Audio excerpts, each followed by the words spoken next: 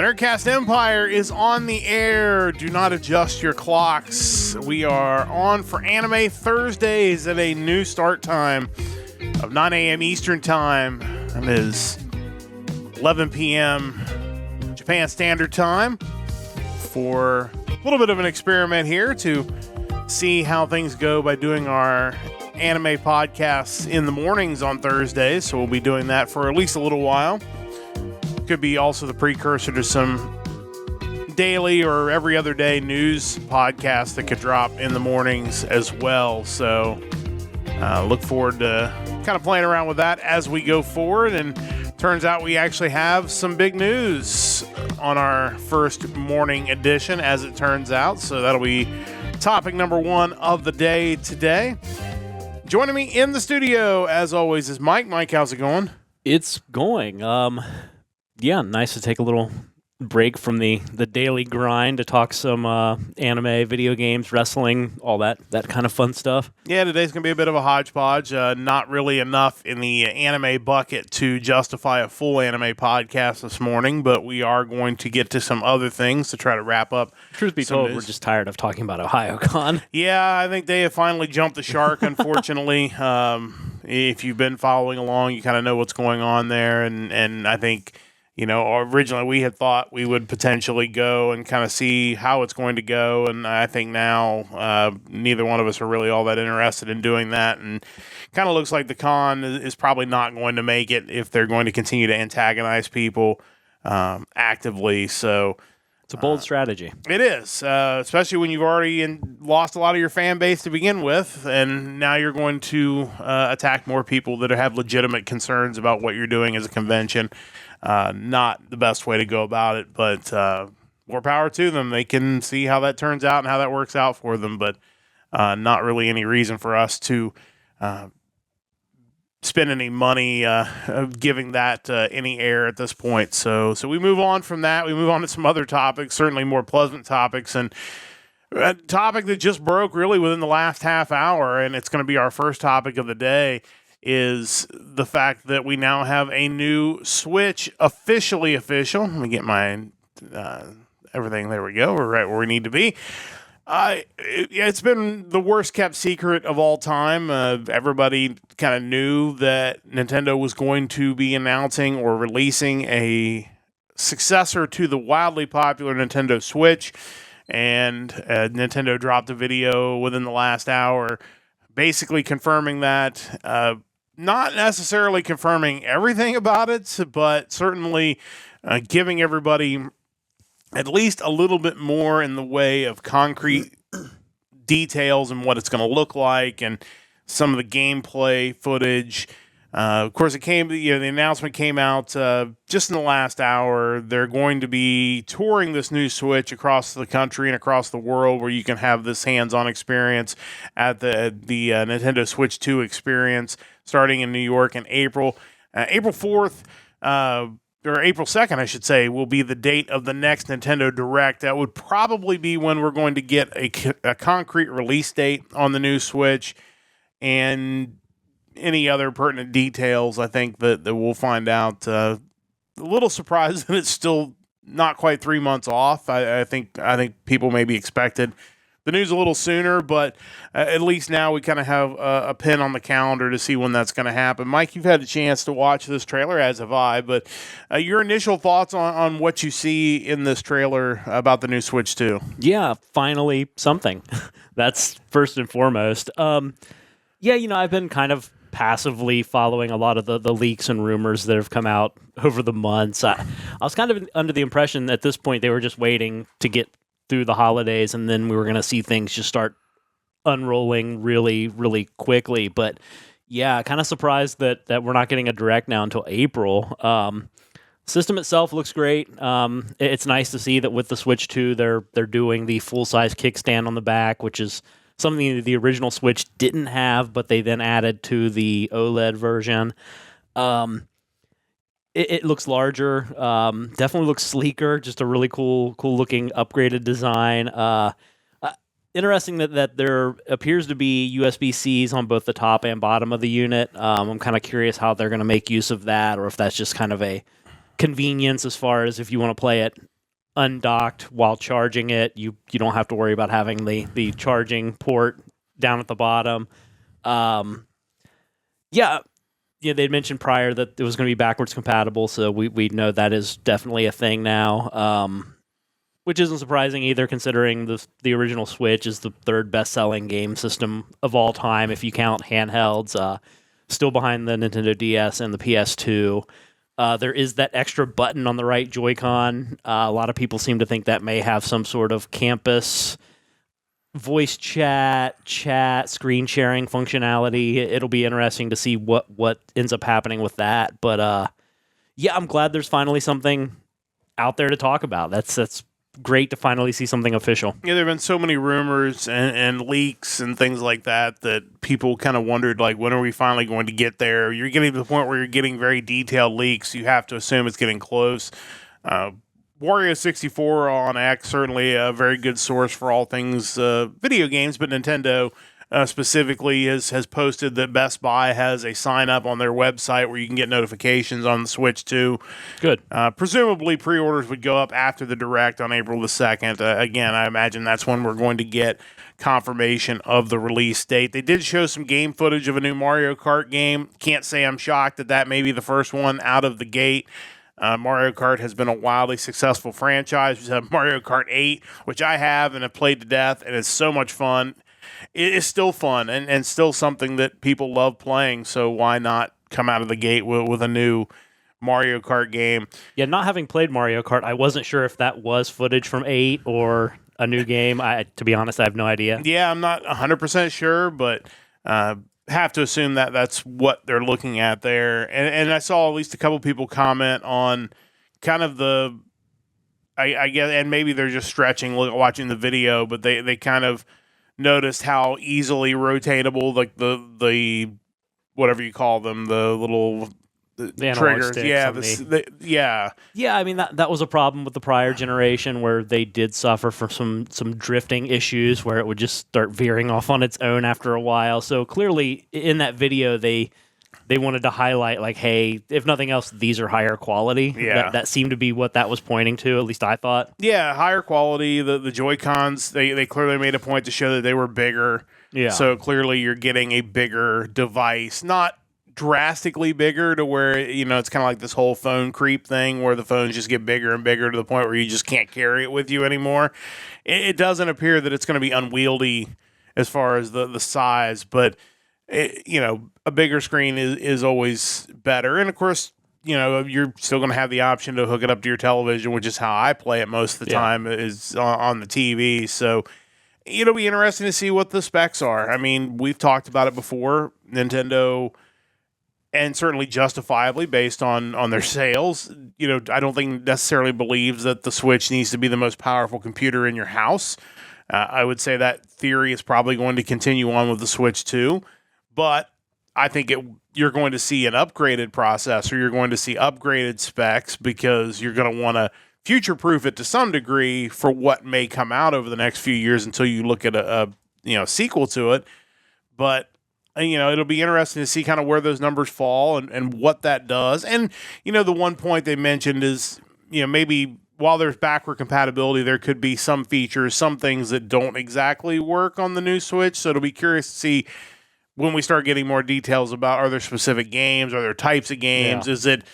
Is it just little things that aren't really going to affect your gameplay that might not play the same way on the new Switch? I mean, there's, it's not even a 3-minute video, and you can come away with more questions than answers at this point, which I guess is what you want. They want you to talk about it for the next 3 months until the Direct. Yeah, and watching the video, you kind of see that a lot of the leaks and rumors pertaining to what this thing was going to look like kind of held true. So you then have to kind of apply that same, well, if those are right, then what else are we speculating on that may also be correct? And part of that is kind of the computing power of it. I've seen rumors that would suggest that it falls maybe just a little short of the current gen budget version of the Xbox, the Series S, not the X, which would still be a pretty sizable leap for a Nintendo system. And, Nintendo's been treating that, it's kind of like taking a road trip. Like, you can hurry and get to your destination, but then what?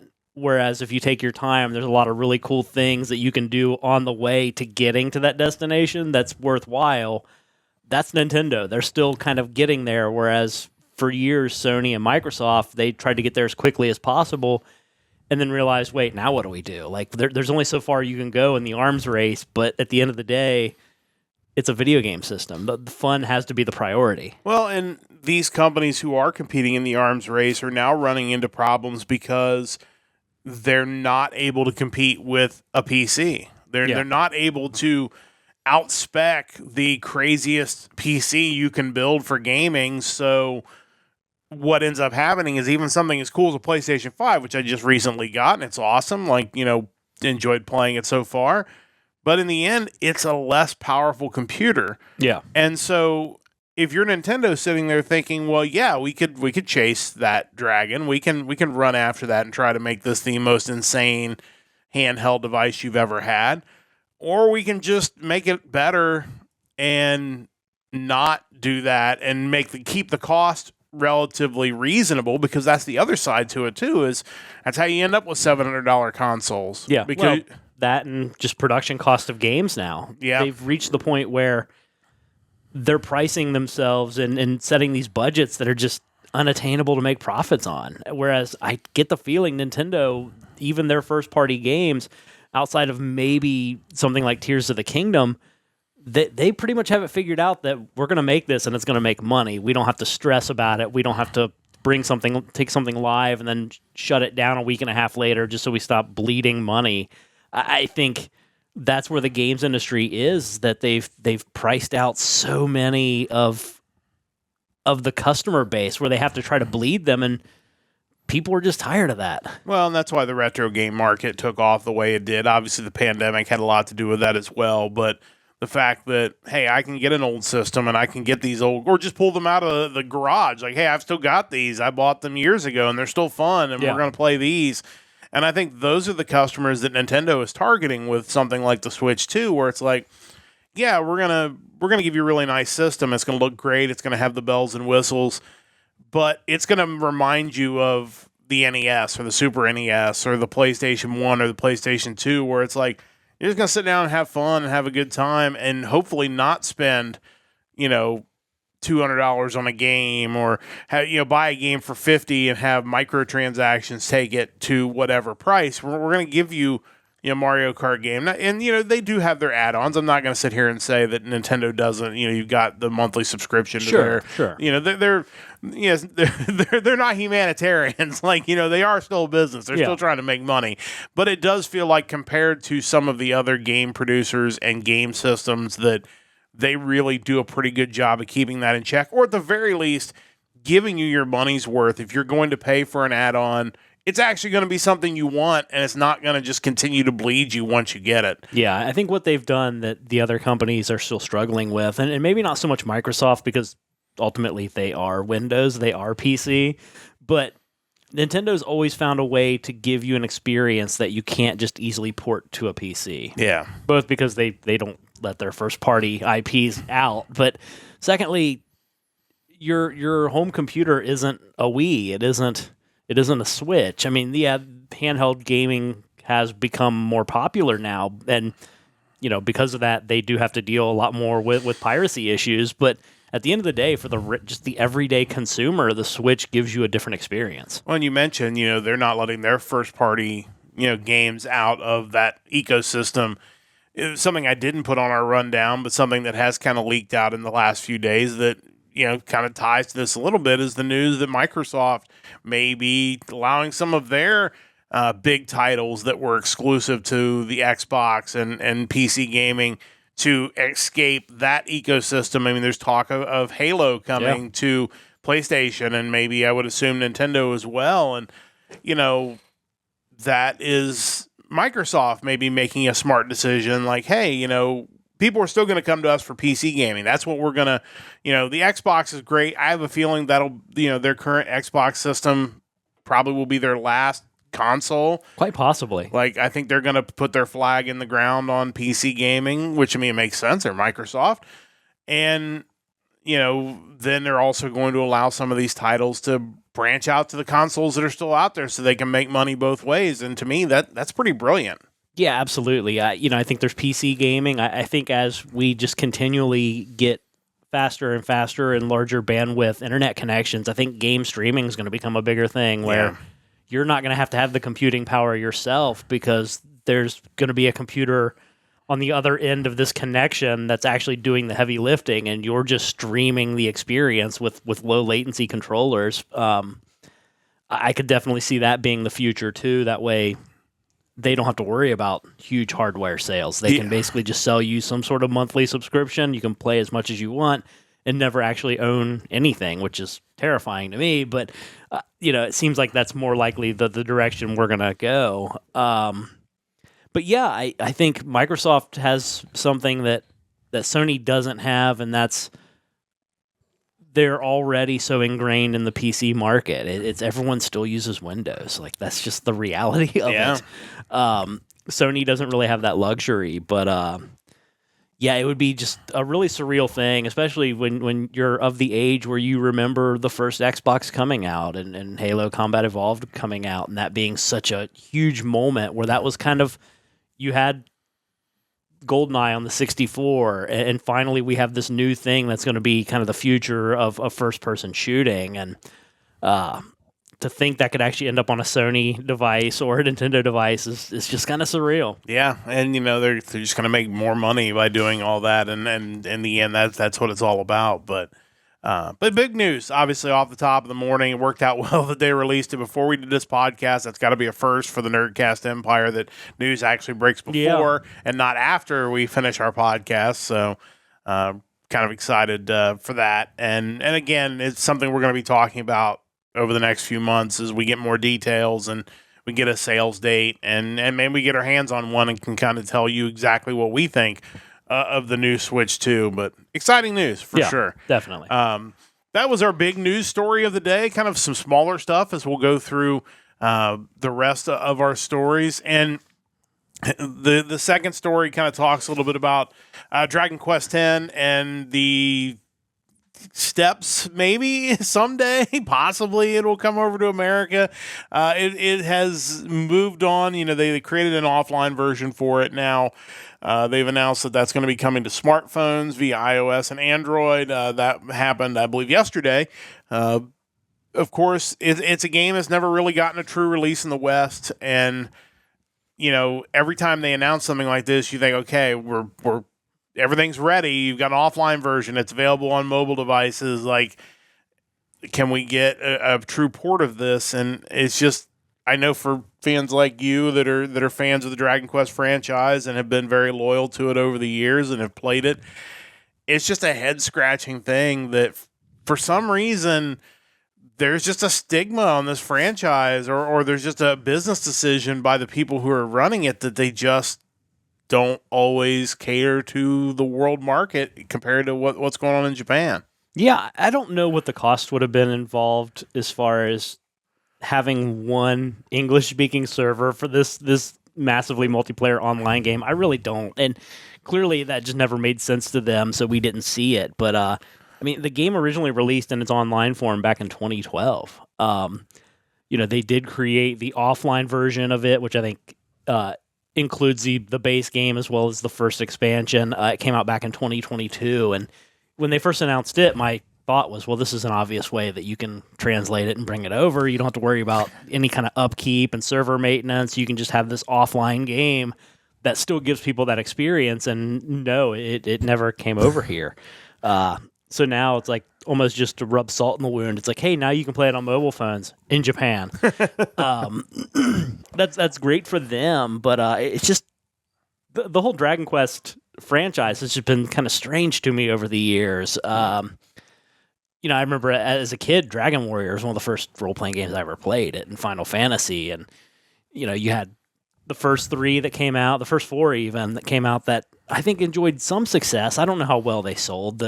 The current used market of Dragon Quest 3 and 4 would suggest that they must be fairly rare because those are pretty expensive games to get a hold of. But it kind of dropped off for a while. I think we ended up getting either 6 or 7 over here on PlayStation.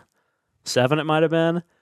But then 8 came out on PS2, and that was kind of like the heyday of JRPGs. I mean, the PlayStation 2 had some amazing games, and you finally felt like, hey, they're calling it Dragon Quest here for one, which is kind of cool. It felt like a big game. Like, it didn't feel...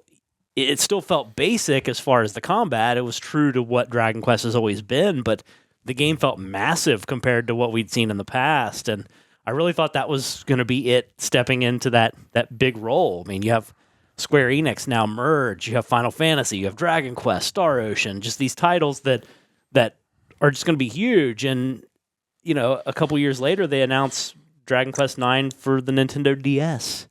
And while that was a really fun game, you couldn't help but feel like they were downgrading it. Like you move it from the biggest home console of all time. To be fair, it then moved to the biggest handheld of all time, but still, that's a handheld. You can't go from playing this game on your giant widescreen television to the original DS screens and think, hey, we're moving in the right direction. It was baffling to me. And then come to find out they're releasing an MMO a couple years later that's never going to come over here. You just wondered, like, what happened? I thought 8 was popular. Why did we stop getting these? It kind of felt like 9 was the same logic as, we're going to put this playoff game on Amazon Prime, the NFL. Like, hey, we've already sold X number of DSs, but I think we can sell 1 million more of them. Let's put this game on the DS because people will scramble to go buy it. And that's just it. For people who never played the DS, maybe they're too young to really remember it. We're not talking like the Switch here. It's not like you can, just put it up on your television and get the same experience as you would get out of any other console. Like, it's very, very different. Again, great system. But again, for a title that I would consider to be a AAA title of Nintendo, for it to be just, you couldn't fit it on one of those little old, like, video game handheld games like they used to have, like Tiger handheld games. Like, was that next? But it's very strange to me. It's been this strange relationship between the Dragon Quest franchise and America, and it's baffling because we've talked about some of the remakes that have come out, and 1 and 2 are the next ones to come down the pike, and they've done a great job with those. But it's just like, you still got stuff that you can make money. People would literally line up to buy some of this stuff. Yeah, I would definitely love to see them do the HD 2D style for Dragon Quest IX and release it on home consoles. I think it deserves it. And it's funny. I enjoyed 9 and 10. Obviously, I haven't played yet. I know there is a fan translation that you can work your way around getting into the Japanese servers and play it in English. I may try to do that at some point in time.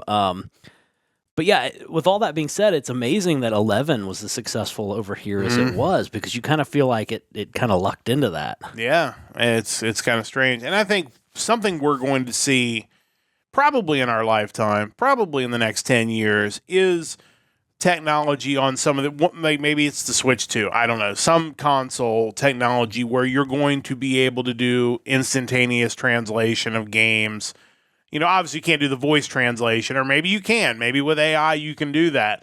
But from a text standpoint, you're going to be able to live translate basically any game that you're playing. The technology is practically there. Well, just recently we found out that VLC Player has what's basically a live subtitling application that you can use with it. That's only going to get better and better as we go.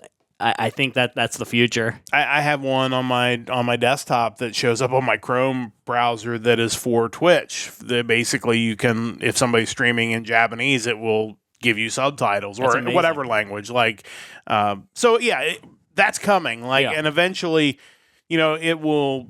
Will it be as perfect as an actual manual translation? Of course not. At least not right away. Not for a while. Especially languages like Japanese that are difficult to translate.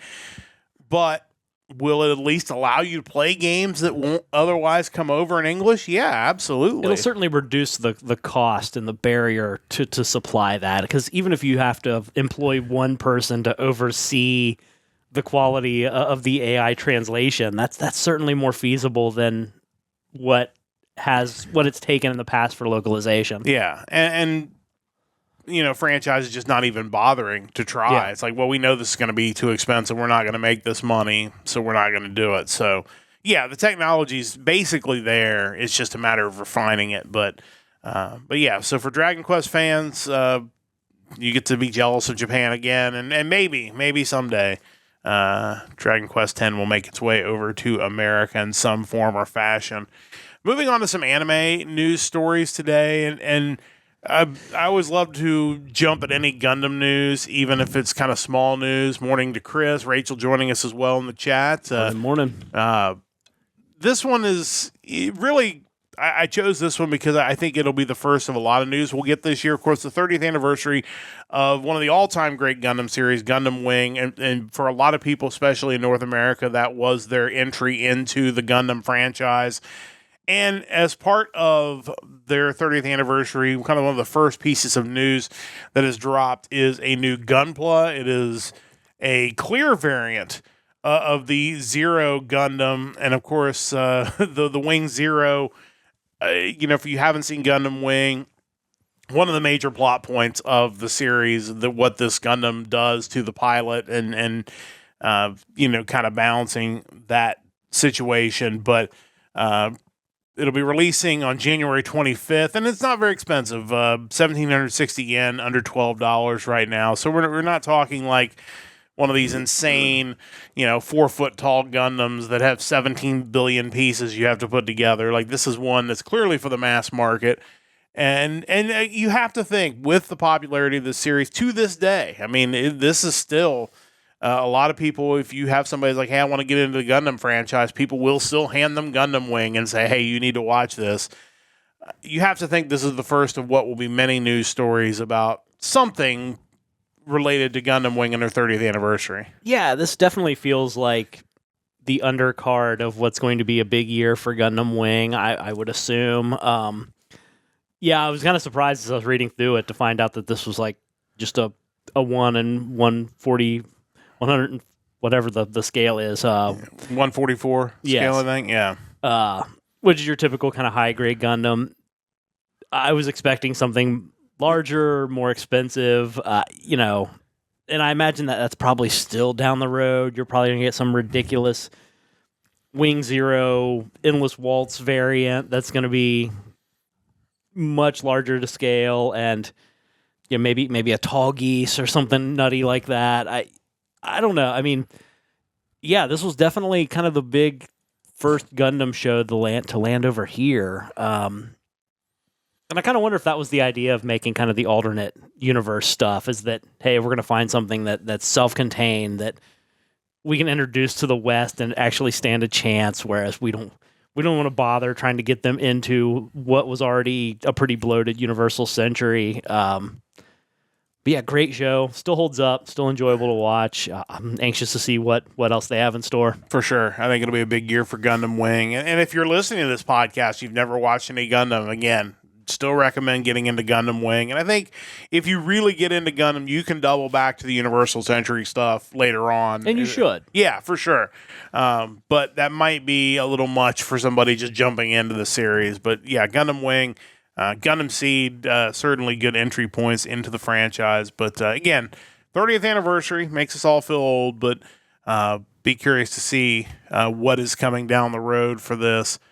Chris mentioning Death Scythe being his first ever Gundam build. So you can't go to a convention without visiting these booths that have just an endless amount of Gundam. And I know there's really no good way to display a ton of Gundam, but like it's almost overwhelming to try to even think in your head like, well, I find this one from this one show I really like, because it can be just, there's just so many Gundam out there. There is something to be said though for buying your first kit and having no idea how to build it. I remember the Epion I bought at the same time that Chris bought the Death Scythe, and just I didn't even realize you should have like little snips to cut the pieces out. I was doing that by hand. Like, I just no idea what I was doing. I didn't look into how to do it.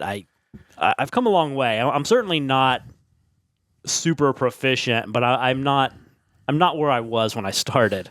Yeah, Chris mentioning this, his first one fell apart, and yeah, there's so many Gundam out there, and it is like you said. I mean, I think it is the one thing that because model kits I think used to be really popular, and I think really Gundam has brought a lot of that back. I mean, it's always been popular in Japan.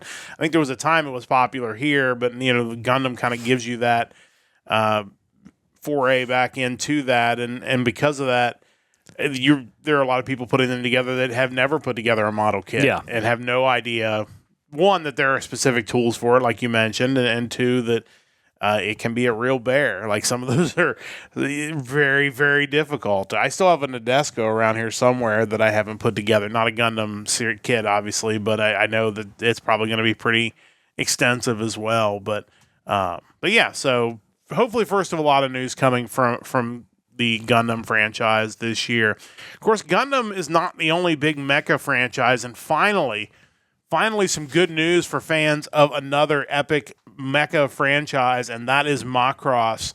The news that Hulu is going to be adding a ton of Macross to their streaming service. Macross is one that has been in licensing hell for pretty much our whole adult life. It is had different licensors. There have been some releases. There have been partial releases. It's been, sadly, just kind of a mess. But as of the 13th, which was earlier this week, 15 new Macross series or OVAs or movies have been added. Of course, this includes big ones like Macross Plus, Macross Delta, Macross 7, Macross Frontier. This is one of those shows that I've been dying to watch because the music you hear from it is amazing. The visuals look amazing. People who are fans of the show are just diehard fans and have been just begging for this to come out. And there's still a couple of series that are still stuck in Harmony Gold licensing limbo that who knows when and if we'll ever get those. But I know some of them are coming out for physical release as well, and to me, this is such a huge win, not just for Macross fans, but I think for any anime fan looking to kind of get into the classics, finally, a lot of the stuff's going to be available. Yeah, and I assume a lot of the issue, and it's something that thankfully Gundam really didn't have to deal with so much, is that, Macross basically got strip mined by a company over here to create what is Robotech. Yeah. And because of that, there are certain things that I assume they still own the license to, and that we're still in the process of trying to get those freed up so people can actually watch them. I shudder to think what they could have done with like Mobile Suit Gundam and Zeta Gundam if they had just bought those and said, we're going to make like one show out of all of this, and I don't really care what the plot is, but yeah, looking at the list on the article of everything, I don't even know where to begin. Like, I'm excited because I'm a big Gundam fan, and I'm sure this is going to be really good as well. But, man, there's a lot to take in there. You're going to have to find a guide somewhere to be like, all right, where do I need to start with this and jump in? But you mentioned, the fact that they created Robotech, which, again, despite everything, was popular over here. Like, this wasn't Card Captors. Like, this wasn't a case where they butcher a series that everybody loves and then everybody hated it too. Like, Macross, obviously popular worldwide, but Robotech very popular here. And yeah, that did cause a lot of the licensing issues. But, now you are going to get all this stuff, uncut. And I don't know how much of this stuff will have a dub or if they'll go back and put dubs on it. But honestly, just having access to it at this point legally is great to see. And kind of disappointed it's Hulu. A little bit. I feel like every time you subscribe to a new streaming service because there's something on there you need, like a few weeks later you find out that something else you want is now a part of a different streaming service that you don't have yet. It's just that they constantly have you chasing the next subscription because everything's so fragmented now. It is. And I'm hoping that because I subscribe to ESPN Plus already, and I know there's a lot of these bundles that have like Disney Plus and Hulu included, and I think even some of those bundles are like the same price as ESPN Plus by itself because they're begging you to get all of them. They don't want you to just have one of those services. Maybe I break down and try to do that. Or, we see what the status of physical releases are and go that route as well, because that's always a fan of physical releases for these shows. One, support companies that are putting the effort into getting them out, and two, to know you're going to have it forever in case they disappear off Hulu and go to some other streaming service. Like, you never know. But really good news. Really, this is kind of one of the last big staple shows that has been very unavailable in the West. And this is a chance really for people to kind of get a chance to take it all in, but really interested to see kind of what that all looks like, but should be really interesting and good news for fans of Macross that they're finally going to be able to stream that over here. And, probably good to get to watch some old classic stuff, because if you're a fan of new anime, it kind of looks like you're going to get more of the same. That's the news coming from Kadokawa's chief anime officer, Takeshi Kikuchi. And this is something that we have certainly talked about on this podcast, that this has been something that has kind of started in Hollywood with sequels and has now kind of made its way into the anime world, basically saying that, we can get a new series and start it up, but that's expensive and maybe it doesn't hit and we don't make any money off of it. Or we can find these series that are hits already, that we already have, and make more of them. And we know that because of that, we're going to keep costs down and we're going to have some sort of certainty that people are going to buy them. Of course, Kadokawa hits including Re:Zero, Oshinoko, The Eminence in Shadow, and Classroom of the Elite. I know we've seen... I don't know if you've seen Eminence in Shadow, but I know I've seen like the first season of it. Yeah, so I mean, we've watched all those shows. Yeah, that's that is hard to argue with this guy. I mean, on the one hand, it's disappointing because you want to see new stuff come out that you haven't seen before, and you don't want every new show to be like I was isekai'd out of my garden and now I'm growing fruit in another world. As entertaining as some of those shows are, you would like for there to be some bigger titles that they kind of get the spotlight. But at the same time, I love Oshinoko. I love Classroom of the Elite. If you want to keep giving me more seasons of those, I will watch them and buy them. So it's not surprising, but, I guess maybe a little bit disappointing that they just come right out and say it. Yeah, exactly. Because at the end of the day, these were all new shows once. Yeah. And somewhat unique in what they were doing, to the point where, would you take the same chance on a Classroom of the Elite in 2025 that you took when it first came out? I hate to think that you're going to miss out on that because it seems different than what your already successful IPs are. I kind of felt like they were already going this route with how many shows just get 12 and 13 episodes. Like they've already tried to scale things back as much as as much as possible. I assume just to see if any of them hit to then carry on indefinitely. But yeah, I mean, you already kind of see this because I feel like every season there's maybe one or two shows that are like, hey, these are the big shows. Yeah. Everything else just kind of exists out there, but it's not a big deal, and it's probably just a one-off that probably didn't take a whole lot to produce and won't be continuing moving forward. I don't want to see this turn into a situation where it's like the West, where there's nothing new and it's all, how much more can we bleed out of Marvel or DC?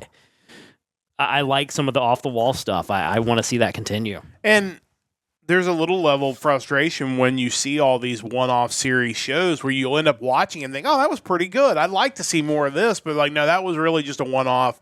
There won't be any more of this. We're never going to make more of this. We're not even going to release a DVD or Blu-ray of this, so don't even get your hopes up.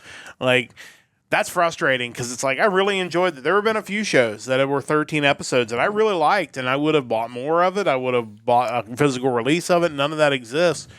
But, I can buy all of Oshinoko. I can buy Classroom of the Elite. Re:Zero will probably never end. That show's been so wildly popular. That was a weird one because I feel like it took them so long to get around to a season 3. and I don't know why. I mean, the first parts of it were really good, but now we're finally into season 3, and yeah, they could keep that going for a while. Yeah, I mean, Classroom Elite certainly one. I mean, they've had 3 seasons of it. There's a 4th season coming in this calendar year, and it's just the type of show that you really could do forever, almost. Like, I mean, I guess at some point they have to graduate, and then I don't know what happens after that. But it's funny though, because in what I'm currently watching, you kind of see how things have changed. I started watching Rainbow the other day. Yeah. And that doesn't seem like something that they would take a chance on necessarily in 2025 either. It's dark. It's not the most uplifting thing, but it's really well done so far. I'm 2 episodes in, but the other one I started watching was Girls Band Cry, and it's like 13 episodes, I think 12 or 13. It's very CG heavy. It feels like something that was made in 2024 compared to Rainbow being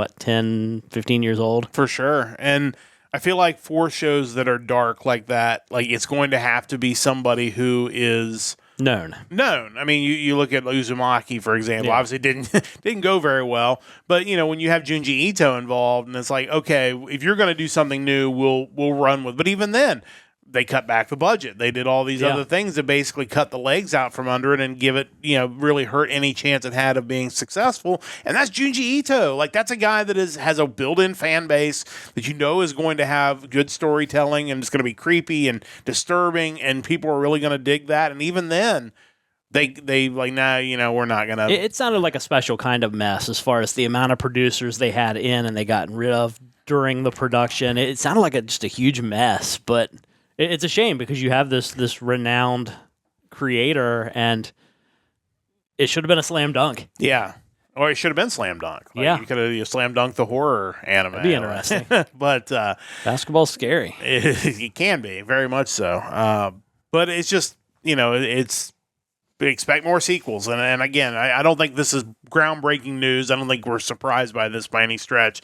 But to just be as blunt about it as they are just kind of took me aback. Like, oh, you're just gonna come right out and say it. That's fine. So, but yeah, so that kind of wraps up our anime news. We're gonna get to some pro wrestling news in a moment. Just a reminder to check out our website, nerdcastempire.com.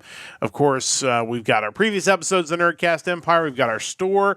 Put a couple rugs on our store. I'm going to add a couple of nice Nerdcast Empire rugs in here to the studio, and you can check those out on the website. On top of, we got some jackets on there. We got all kinds of really cool stuff, so check that out on the store. We'll be back on Sunday. Best of 2024 music coming up on Sunday. We're going to each pick 6 albums that we chose this year, and then Mike's going to give you what he thinks are his best albums of the year. And I don't know, are we going to do anything? I think we talked about maybe taking some of the unusual albums of the year and spotlighting I still need to finish that kind of selection process, but I'm on that. We could definitely hit up some of that. There was some interesting stuff that came out in 2024 from a music standpoint. So all things music, we're going to wrap up the 2024 year, and then next week on Music Weekly, still 7:00 p.m. Eastern time for that, so that's not going to change on Sundays. But next week, we'll get back into the new music. It'll be the music of January the 3rd and January the 10th. We'll combine those into one week, but yeah, this morning podcast thing, we're going to kind of continue this for a while. It may also branch off into some smaller daily or every other day type news podcasts that could drop on our YouTube channel, on Twitch. So stay tuned for that. If you have ideas for what you'd like to see out of a daily podcast from us, send them over. Join the Discord. It's in the chat here on twitch.tv/nerdcastempire. Let us know what you would like to see. We're just going to get to a few wrestling-related news items to wrap up this week's edition of the podcast, because we don't always get to talk about wrestling news unless it is directly related to a premium live event that we're reviewing, which we'll be doing that again in a couple of weeks. But WWE's obviously had some big news, and we'll start with probably the biggest news that we knew was coming, but we've now seen it in action, and that's WWE debuting on Netflix. Of course, domestically in the United States, that is Monday Night Raw. Every Monday night, 8 o'clock Eastern time. Worldwide, that is Raw, that is SmackDown, that is NXT, that is also premium live events. Not everywhere, but in a lot of places. It's hard not to view what they've done so far as a slam dunk. Obviously, the first episode of Raw was very much a here's all the celebrities we have. Here is. It felt like an award show. It did feel like an award show. We're going to show you all the famous people in the crowd. We're going to recognize the names that we think we need you to know about, but it's not going to be wrestling heavy. It's going to be more like, hey, take a look at all this. We're great. We're awesome. Everyone loves us. And as expected, I think there were a lot of people who watched the product week in and week out that maybe didn't love the first episode for that reason. It kind of felt like the Game Awards, where it's like, you really are just here because you want to see the trailers for these new games. Yeah. If you're a week to week, if you're a gamer. But for everybody else, here's all these awards and stuff you don't really care about. But we're going to throw a lot of that. Yeah, but here's a few trailers in here to make the other people happy. Like, this is what it really was. It was 2 or 3 matches surrounded by just a bunch of pomp and circumstance. Again, the Intuit Dome looked amazing. Clearly, that's a venue that they're going to run other big events in. It was the highest gate in the history of WWE in an arena. Just the insane event. The next week, you got back to what's made Monday Night Raw really, really good. We'll talk a little bit more about one of the big things on that second episode in a moment. But, just generally, it got back to that good format of a good wrestling mix with your kind of vignettes and promo packages and things like that. And it's just... It's viewership-wise has done really well the first couple weeks. I don't think we have specific numbers on week 2, but I think it was kind of in the same ballpark as week 1 with over 5 million or in that ballpark worldwide. You're getting a lot of lapsed fans coming back because a lot of them had cut the cable cord many years ago but have Netflix, and now they're getting back into pro wrestling. Or some people were getting into it for the first time because they just don't have cable. And it's like, oh, it's on Netflix? Well, now I'll watch it. Like... It's, as we talk a lot, WWE does everything on a different level, not just compared to AEW and New Japan, but really a lot of other entertainment sources. They're just on a different level. Yeah. And the one thing you can take away from the first 2 weeks on Netflix is they're just going to continue to up that bar even farther, and they've done it so far with this Netflix partnership. I think one takeaway from the first episode, we kind of knew going into it that it wasn't going to be something that you want to evaluate critically in the pantheon of Raw, like how does it stack up to this episode or this episode? It wasn't going to be that, but I think there's a certain value to just the level of the celebrity endorsement that they can bring in now. That it's the likes of which we've not seen maybe ever. You could maybe look at Attitude Era to some degree, but I think now it's on a different level entirely, and that could signal to a lot of people, hey, maybe it's time to check this thing back out. I already have Netflix, so why not do that? And then you sit down to episode 2 this past Monday, and it's everything you wanted Raw to be. They found a really nice time frame for it where you didn't feel like it was dragging. I think it ended when it needed to end. It had really good wrestling on it, but was still a WWE product. I have no complaints. I think a couple of things that helped it this week were they found a really good way to work the commercial load for those of us domestically that get commercials, where you were getting longer breaks before times. Obviously, we're going to talk about Penna's debut in a moment, which was commercial free, but they ran a 3-minute ad break before they did that. They were able to kind of flex the ad time around a little bit so they don't have to be so rigidly, we have to take an ad at this time, it has to be this long. You can have a little leeway with that, which allows you to do a lot of the matches without taking a break, which helps them all tremendously if you have the action. Obviously, you can't do it all the time because then people will just tune your program between matches. Advertisers wouldn't appreciate that. No, sure. But you can do it some. You can pick a couple matches every week and say, okay, this match is going to run without a break. And, I think that's really smart. I think having the countdown timer on Netflix for the ads was really smart. Again, I don't know how the advertisers are going to feel about that because it's like, oh, you tell me I have 3 minutes? All right, I'm going to hit the restroom. I'm going to, get a snack. But it definitely helps the viewing experience. Yeah, I wonder if it doesn't work the other way too, though, where it's since you know when the end is, you're less likely to flip around to something else. On top of just the fact that flipping away from Netflix, depending on your setup, may not be the most convenient thing to do. It's not like just, hitting a new channel on the remote and boom, you're there.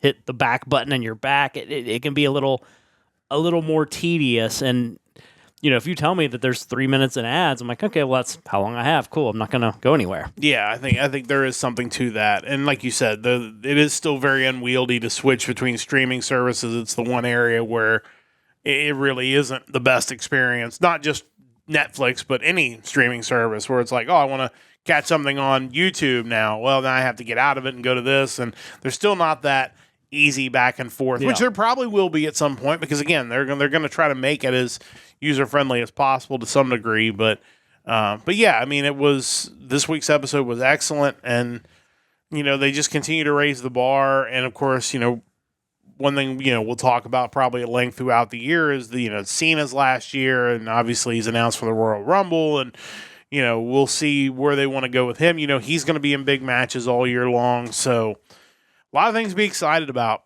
for WWE. One of those things that occurred on this week's episode was the debut of the man that has been known as Pentagon Jr. in AAA, Pento El Cerro Miedo in AEW, and now just Penta in WWE. Another example of a guy that was built to be a star in AEW, coming in from Impact and never really had those moments in AEW that really justified, him being a star. And now he has come to WWE. They obviously put him in the ring with Chad Gable, which is a great choice because Gable's going to make him look like a star. They have a great match. They give him a great promo after the match that allows him to kind of get over with the crowd, both English and Spanish speaking. And, listening to Bully Ray talk about it this week, just talking about all the things they did right with Penta and making him look so big right out of the gate. One, happy for him. Two, it's just another example, and the list is getting longer and longer. Started with Cody, and then it's continued with Punk and Shawn Spears and Ethan Page, and and several of their women who were on like Dark Elevation or Dark that ended up coming to NXT and have thrived there. It's just it's got to be getting a bit old for people who are the ride or die AEW fans that just keep seeing these guys leave, and Malachi / Aleister Black is probably the next one.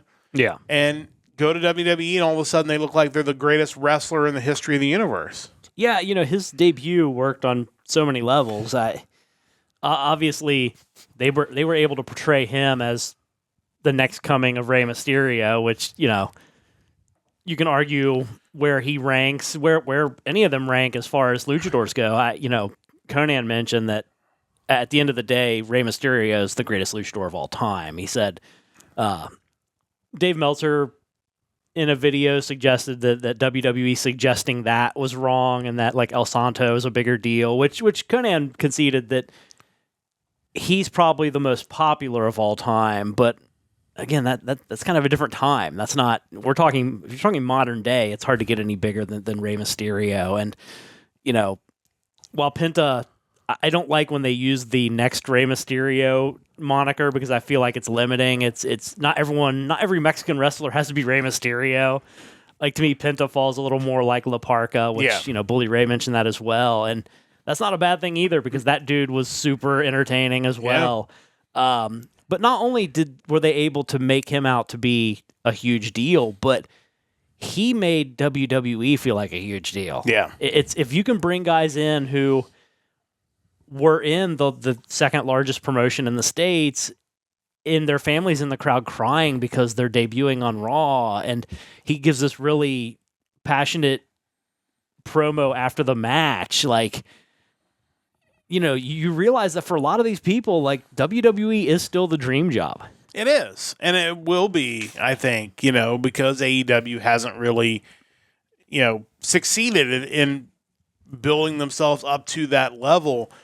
But, Penta also did some things that he has been generally critiqued for over the years. Like, he sold injuries, like, maybe not the greatest selling, but he did sell, which is not something, you do in Mexico ever, it seems like, and certainly very limited in AEW. And he gave the promo a lot in English. And I think a lot of people, I mean, everybody knows his brother Ray Phoenix is very fluent in English and would do a lot of the talking for them both when they would do English promos. But Penta's English is pretty all right. Like, it is certainly on par, at the very least, with a lot of their Japanese superstars and what they're able to do and convey. And the thing is, because of the way WWE's run now, and we've seen it with the Japanese stars, is you don't really have to be completely fluent in English to get over. Like, you can do these videos and pre-tapes where you speak in your native language and they subtitle it, and everybody's okay with that now. You know these people are Japanese or Mexican. Like you don't have to try to hide that. You don't have to obscure that fact from people. So when their promo isn't perfect English, that's not surprising. Yeah, and again, you want to be worldwide. So what's wrong with him cutting a promo in Spanish? What's wrong with Io Sky cutting a promo in Japanese? Like, you want to be everywhere. That's a great way to do it. You can watch wrestling in an entirely different language, something you do not know at all, and still, if it's done right, you're still going to know what's going on and get the gist of what's happening. Even if it's done wrong, sometimes it's still worth it. Like, just all the years we've watched AAA and what a train wreck that's been, but I still get a kick out of it every time we turn it on. Like, still want to know if Mr. Iguana ever found Yeska. I know it was on the milk carton, hopefully. You know, and you see everybody happy for Penta. And I posted in our Discord the tweet from Psycho Clown. It's just like, that's another dude that you just think he's got WWE written on him as well. That'd be amazing. And you know, obviously that's another well thought of wrestling family that has had a lot of success. So, good news for Penta. My guess is if I was a betting man and kind of knowing how Triple H likes to work, my guess is we won't see him in the ring for a couple of weeks. We'll probably see a video package spotlighting his career, allowing him to do another kind of heartfelt promo over the video package to really tell people what he's about. And to just further explain why he's a big deal. Yeah.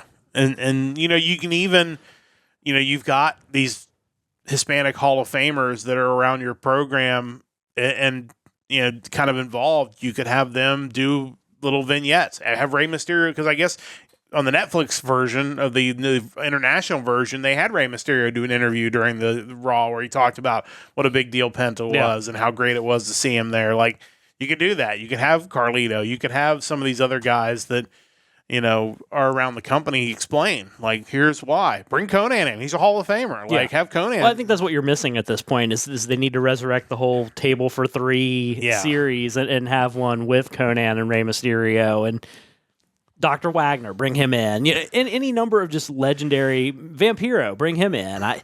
Any number of just legendary wrestlers who were a big deal in Mexico, and just have them talk. Like, help sell the tradition and these characters and, you know, their lineages. And there's a lot to get into there that we just haven't yet. Yeah, and you know, you mentioned Dr. Wagner. Of course, El Hijo del Dr. Wagner Jr. has announced that he's a free agent right now. He's been wrestling with Noah, I believe.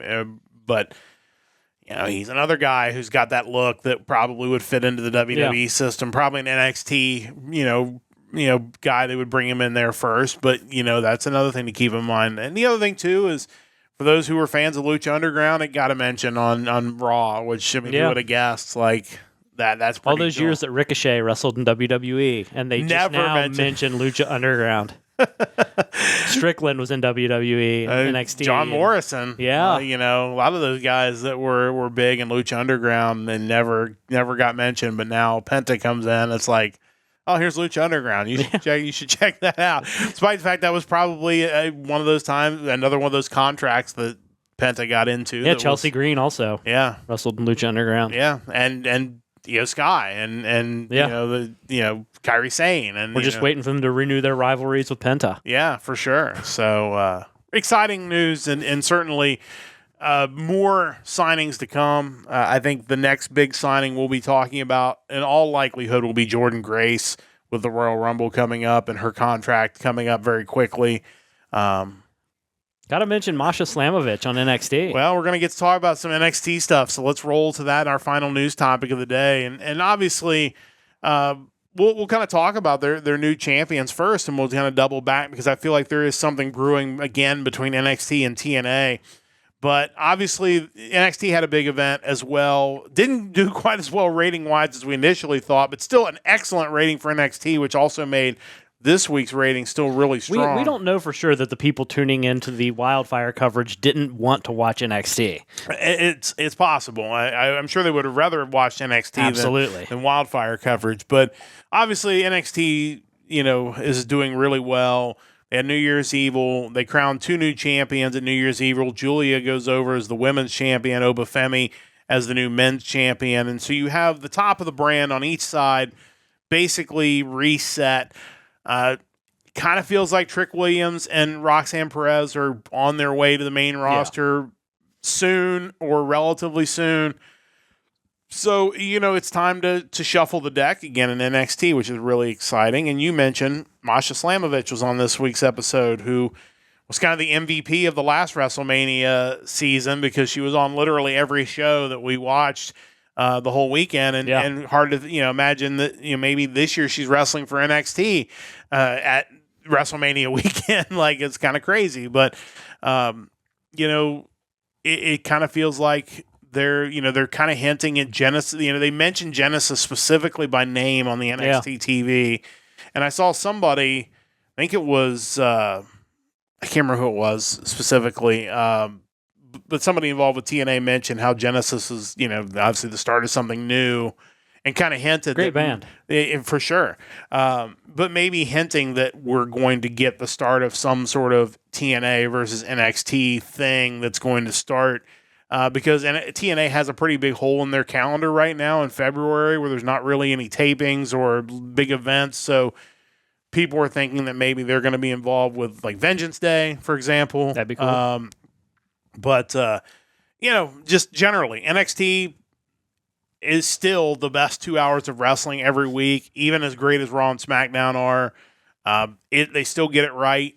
They throw things at the wall. Sometimes it works, sometimes it doesn't, but it's never not entertaining, and it's exciting to see what 2025 holds for the Platinum brand or whatever they're going by now.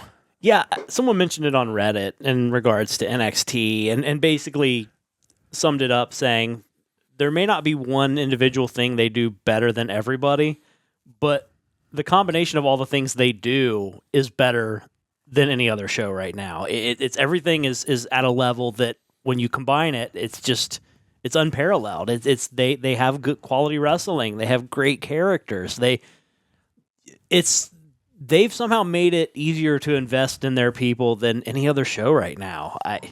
Who would have thought that people would have cared about Ashanti the Adonis during the Hit Row days or once that disappeared? But now there are people. He's huge on social media with people talking about him and the whole thing with Carmen Petrovic. Yeah, and there's that. There's the No Quarter Catch crew, which has been grossly entertaining for people who you thought were just going to be just the wrestling guys, but they're an amazing part of the show every week. And they're feud with Lexis King over the Heritage Cup, which has been a great storyline that appears it's going to continue. You got that, and you mentioned the champions.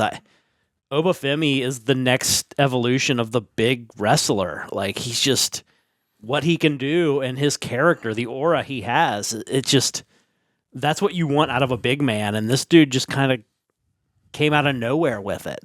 Yeah, it's wild. And you didn't really even touch on the insane women's division that NXT has. Like, it's absurd. The talent that's already there is just crazy. And if you start mixing in more TNA talent, it just goes to a totally different level.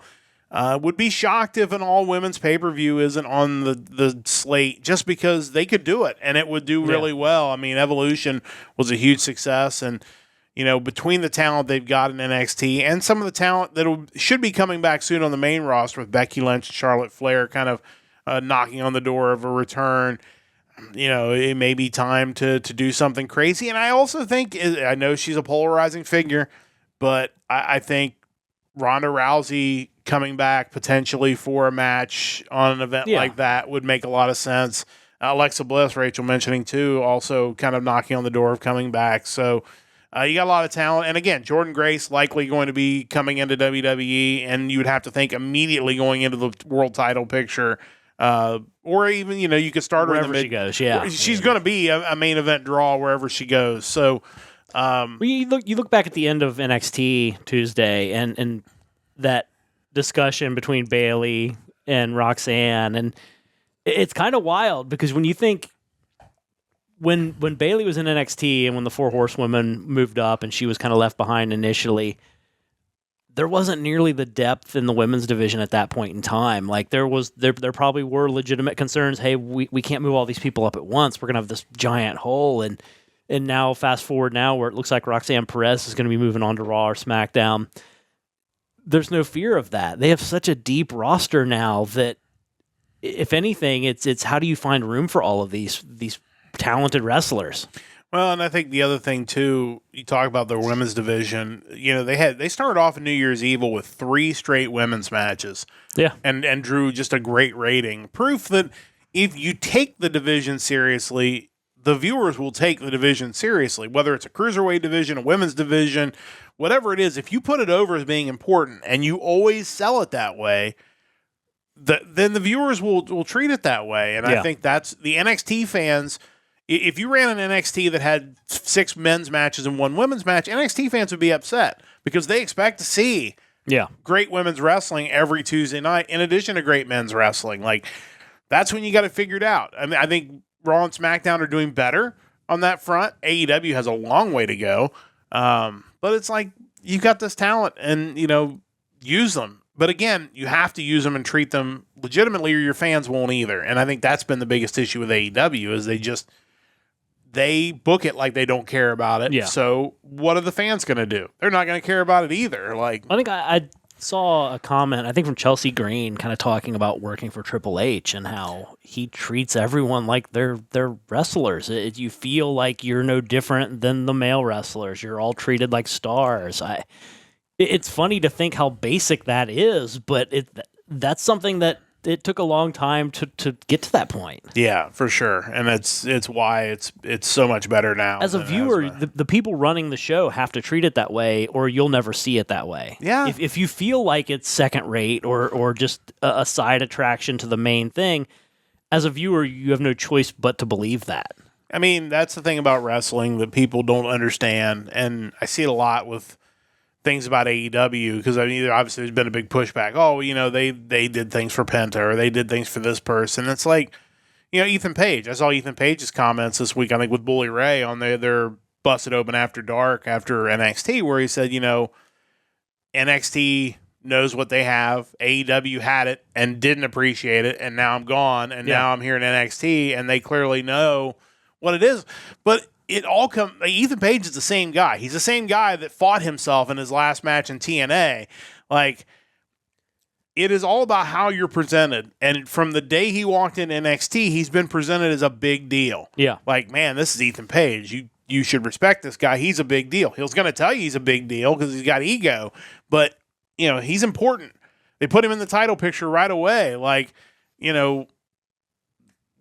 that's all you have to do. Like, it's a TV show. Like, if CSI convinces me somebody's a murderer, I'm going to believe they're a murderer. Yeah. If you don't convince me, then I'm not going to invest. Like, that is pro wrestling at the end of the day. Yes, it's athleticism. It's all this really cool stuff. It's great matches. It's all this stuff. But it comes down to storytelling. And if you can't sell me on a story, you're just not going to be successful. And that's the issue that AEW's run into, is that they still value the match quality, the star rating, over the actual progression of their TV product. And because of that, they're just always going to be steps behind WWE, and they feel like they get farther behind every day. One of the AEW parody accounts on X posted a tweet talking about the Penta Gable match and saying that, Penta hit that Canadian Destroyer on Gable, and it's like, Gable sold it. Like, Penta probably didn't know how to react to that. Like, yeah. Wait, you didn't no-sell this? Like, what are you doing, man? Like, you're not supposed to really be dead now. Yeah, and he sold it well. And again, that's when you make moves seem important. And when moves seem important, then you don't have to do as much. And then you can save these guys. Because that's the other issue with Penta, and then we'll start to wrap this thing up, is, a lot of these guys, and not just Penta, but a lot of these indie guys have put their body and soul on the line on the indies just to get noticed by even a company like Impact or TNA. And then you go to AEW and they're also doing these crazy things, and you're still putting your body on the line. And it's not to say people don't get hurt in WWE, because you're going to. It is just the physical nature of it. But you're just, by the percentages, reducing your chance of serious injury if you're wrestling 1 time a month instead of 4 times a month or 50 times a month or however many some of these guys wrestle. Like, it's just natural. Like, there's just less chance to get hurt.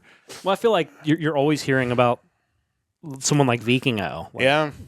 When's his next injury happening? And I think he's out again. But I think viewers, like the internet community, they love the ridiculous spots, and who doesn't? But to me, just the ability to sell and sell well, that's a huge part of the art form that I think gets underappreciated. It makes the huge spots look bigger. Yeah. And instead of something that everybody can do. And that's the biggest thing. And, you know, Vikingo is somebody that Rey Mysterio very famously told, look, man, you need to slow down or you're not going to be doing this in 5 years. And if you're not going to listen to Rey Mysterio, who else is going to be able to tell you to get through to you?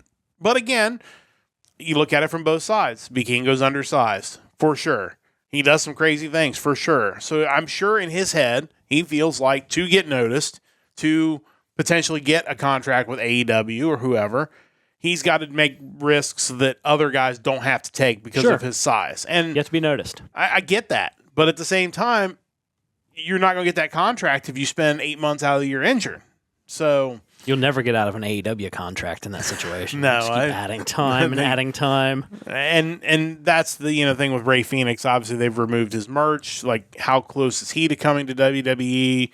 Because you want to establish Penta now that you've done all this. So it'll be curious to see what they do when he comes in. And will you see Penta over the next few weeks get jumped by like a tag team? And that's going to set the door for his brother to come in to help him. Like, we'll have to see. It's going to be. It's just a very fascinating time to be a WWE fan, and certainly we enjoy catching it every week and talking about it with you. And again, coming up in a couple weeks, we'll be, if I can get the technology working, we're going to do a live watch along of the Royal Rumble, which is certainly one of my favorite pay-per-views of the year. But a busy news day going to come to a close now on the Nerdcast Empire. We appreciate you joining us in the morning or whenever you've joined us on demand, obviously. You can catch us everywhere. We'll be back again Sunday night, 7 o'clock Eastern, Music Weekly. It is going to be the best of music 2024. Do not miss that. It's going to be some great stuff. We're going to relive some awesome music from 2024 and set the stage for 2025. Don't forget to join the Discord. You can let us know what you think of these morning podcasts. And, of course, let us know if you want to see us do something a little more daily. Shorter, obviously, but something that people can check out more regularly. But big thanks to everybody for joining us this morning. Thanks to Mike. Thanks to Chris and Rachel in the chat. Big thanks to Stove Lake Media for their continued support. And a big thanks to you for checking us out. That's going to wrap things up. We'll be back again on Sunday for another episode of the Nerdcast Empire. Until then, for Mike and the rest of the crew, it's Matt saying so long. Don't forget to join the Empire, the Nerdcast Empire.